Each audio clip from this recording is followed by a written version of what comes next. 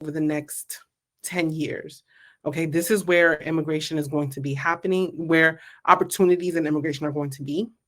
And just some insights into what's happened also over the last year or so, and also where you can consult your efforts if you're in any of these spaces. All right. There are companies that pay thousands of dollars for this insight. It's like having a crystal ball in your hand. They know where the money's going to be going, where opportunities are going to be. So they take advantage of them versus trying to blindly start a business or blindly find opportunities that might not be aligned with where the money's going to be going. And when I say the money, I'm talking about grant opportunities, contract opportunities on the state and local level, and those kind of things. Okay. So that is our objective today, to talk about some of those insights. Now, it could go deeper into every industry, but I'm going to give you the overarching opportunities, and you can go back and do the research for yourself. All right. And then at the end, you guys are more than welcome to ask questions if you have them. All right. So first things first, let's look at what we're going to do. So we're going to talk about unlocking opportunities, catering to the migrant community. So for step 1, we're going to understand the landscape. For step 2, we're going to identify the needs. And then for step 3, we're going to talk about the opportunities for businesses.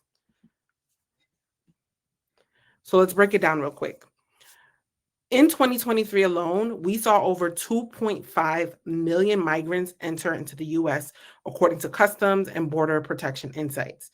Now, when we talked about opportunity, that gives you an idea of how large the opportunities are available in this space, because 2.5 million migrants means 2.5 million people that will need services, that will need help. In every state, especially like, the states that are coastal, or the states where they're traveling to, or there's the highest concentration of them, is where we will see the most opportunities. So think New York, Florida, Philadelphia, New Jersey, because New Jersey's right outside of New York. You'll also see it in places like Massachusetts, even places like Maine. Okay, so just a heads up. Policies extending support to migrants. So the reason why there have been so many migrants having those opportunities to come in under like the proper channels is because of just about 7 programs that have been in place or have changed in a way that have allowed migrants to extend their opportunities here in the country. One of them is temporary protected status, which is TPS, which has been extended. Dedicated document processes, humanitarian parole for certain nationals, Central American minors programs, unaccompanied children programs, refugee admissions, as well as legal pathways initiatives.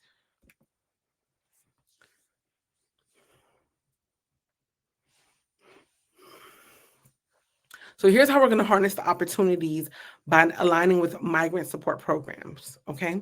First, there are legal and advisory services that you can provide. So with new legal pathways opening, there's a growing need for legal assistance and advisory services tailored to migrants' unique situations. Think about offering specialized legal consultations or informational workshops, okay? Also, employment and vocational training. So programs aimed at workforce integration create a demand for vocational training and job placement services. Businesses can offer specialized training programs or partner with government agencies to provide employment opportunities. Legal, language, and educational services. So language barriers are a significant hurdle for many migrants. Offering language classes, translation services, or educational programs can help bridge this gap and foster better community integration. Now, a really, really big one that we are seeing, I saw this trend back in December, and I showed you guys the text message that I sent 2 people, one in real estate and one in immigration services back in December, because I knew this would be a trend, especially coming up in this season now, right? Housing and relocation services. Safe, affordable housing, and being able to assist with relocation services. That is going to be a big one. You already know we have a major affordable housing issue. People cannot either buy homes or afford to stay where they are. They're constantly being relocated. People are facing houselessness. This is going to continue to be a case with migrants because they're coming into this country typically with no jobs, typically with no opportunities. Massachusetts has pretty much been begging people to take migrants in, like families, regular families, to take migrants in, take families in if they have extra room, because this is a problem where there's now a lot of homelessness. So if you can find opportunities, especially in housing and relocation services, that is going to be a really big need over the next 10 years, okay? Healthcare and wellness services. So access to healthcare is another crucial need. Medical practices and wellness businesses can extend services to migrants, ensuring they receive the care and support needed.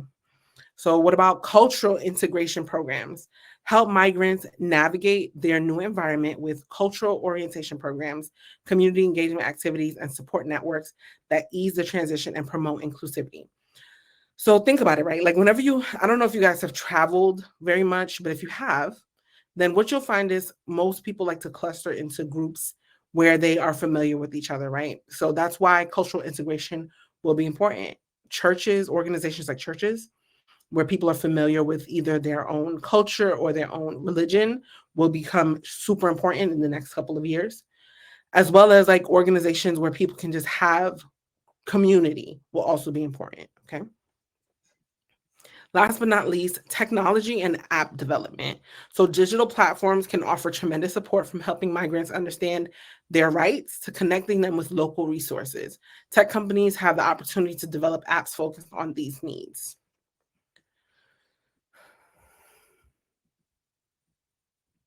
Okay, so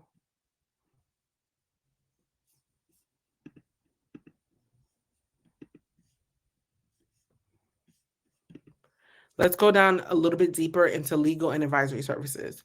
So, one thing you could look into, or where the opportunity will be, is as migrants navigate new legal landscapes, there's a high demand for immigration law services, visa assistance, and general legal advice. So, the business idea that you can, if you are in this space, or if you can provide these services, our law firms can specialize in immigration law if they don't already, offering seminars on rights and legal processes. Consultancies could provide guidance on employment law, setting up businesses, or access public services. Employment and vocational training. So many migrants seek job opportunities but may lack local qualifications or understanding of the job market. So you can create vocational training programs tailored to high demand industries, partner with local businesses or apprenticeships, or offer resume building and job interview workshops. So I have a client who actually did this for the construction industry. Since the construction industry is really heavily populated with individuals who are Spanish or from Latin descent, he was able to get a 5-figure contract just to be able to offer auxiliary trainings for people who have that language barrier. So they could be able to either speak Spanish, or learn English, or Spanish speaking people to learn English so they can communicate with each other on job sites just through partnerships. Okay. So this is an example. All right. So language and educational services, which is kind of like the additional part of that, right? So mastering the local language is crucial for integration and employment.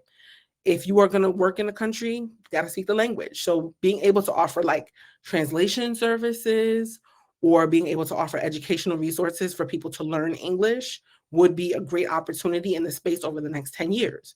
All right. Language schools can offer specialized courses for migrants, including online platforms for flexible learning. Tutoring services can help children and adults alike adapt to their new educational environments. Housing and relocation services, we talked about that. So finding affordable and suitable housing is one of the first challenges migrants face when they arrive, because where are they going to go, right? Real estate agencies can develop services focused on migrants, such as orientation tours, short-term housing options, or assistance with rental agreements. All right, healthcare and wellness services. Access to healthcare is essential, yet migrants may face barriers to services. So medical practices could offer multilingual services or cultural sensitivity training for staff. Wellness businesses might create programs addressing migrant-specific health concerns, right? Cultural integration programs. So understanding and adapting to a new culture is important for migrants' well-being and integration. So community centers or non-government organizations or for example, nonprofits could run cultural orientation sessions, host international social events, or set up mentorship programs pairing migrants with local families. Technology and app development. So the opportunity here is technology can bridge gaps between migrants and services, offering scalable solutions to common challenges. Develop apps that can provide localized information on services, legal help, language learning, or job searches. Consider platforms that foster community connections or offer telehealth services. All right. So, additional considerations: financial services. Now, this is also going to be a big one because when you come in, think about like everything that you need when you have to exist in this country. When you come in, they might not have a credit score. Help them with their credit. I'm working on that right now with a client, right? Help them build up their credit, establish their credit with their new social security number. That could be helpful. They also will need bank accounts. Help them set those things up, right? Translation services, again, are here because, like I mentioned before, there is going to be a need for being able to communicate on both ends because English is not the easiest language to learn. Ask me how I know. Okay. I have family who are migrants. It's not an easy language. All right. Scam prevention. Now, these are people who are going to be extremely vulnerable to things like things like scams, unfortunately, because they're not familiar with how the culture here is in the US. They might be a little bit more naive or gullible to how things work. If there's someone that's telling them that this is something that's too good to be true, they might not be aware of it. So there might need to be programs and interventions to protect this new vulnerable population against being harmed. Okay. Now, the other opportunities are going to exist around print materials and alternative languages. I remember I might have been in junior high school when this happened, but I remember because I used to live in New York at the time, I was a child, and I used to cross the street, it used to say go and stop in order for you to cross the street, but then they changed it to the people who were kind of like symbolic of going and stopping because they realized that migrants at the time were being hit by cars or getting into accidents because they were not familiar with being able to read go and stop, right? So being able to have print materials or different symbols or different things like that that represent the language or represent a symbol that can help people understand when to do something like go or stop or help them get access crucial information will be important. Okay. Now, where to find these opportunities? A lot of these are on the state and local level. So if you look at your state and look up procurement, and then you look up your state, you'll be able to find some of these opportunities. Okay. Also, partnering with organizations that already provide these services as an extension of them would also be beneficial as well. All right. Local community centers and religious organizations. Like I mentioned before, religious organizations are going to be important because a lot of people come into the country and they go exactly where they're familiar. So people that look like them, people that sound like them, or religion, or they share religious beliefs, right? Also, there is a organization called USCIS, which stands for U.S. Citizenship and Immigration Services. They are mostly nationally recognized. I believe it's 41 states that has given over $155 million in non-competitive grants. That means that you are positioned to be able to provide these services. You're registered with USCIS. You have all of your checks and balances in place. You've partnered maybe with another immigration service, be out on the lookout for grants and opportunities from there. All right. Another place is Office of Immigration Affairs. That is also on the state and local level. Office of Migrant Education, also usually on the state and local level. Office of Refugee Resettlement or Health and Human Services Department, as well as Cultural Affairs Departments. All right. So does anyone have any questions?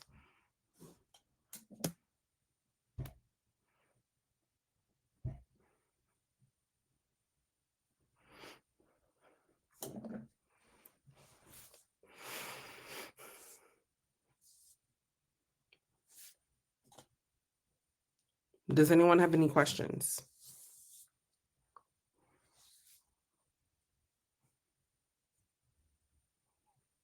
Okay. Okay, cool. So, like I mentioned before, this is just industry insight into where some of this money is going to be going. I've already done the research for other clients. I figured I'd pass this on to you guys. You guys can do whatever you want with this information, but this is where money's going to be going over the next couple of years because this is 2.5 million migrants that came in as of 2023. There's another estimated million, a couple million that are coming in the next 10 years. So, these are all services they will need. If you're in that space and you can provide those services, then that will be helpful.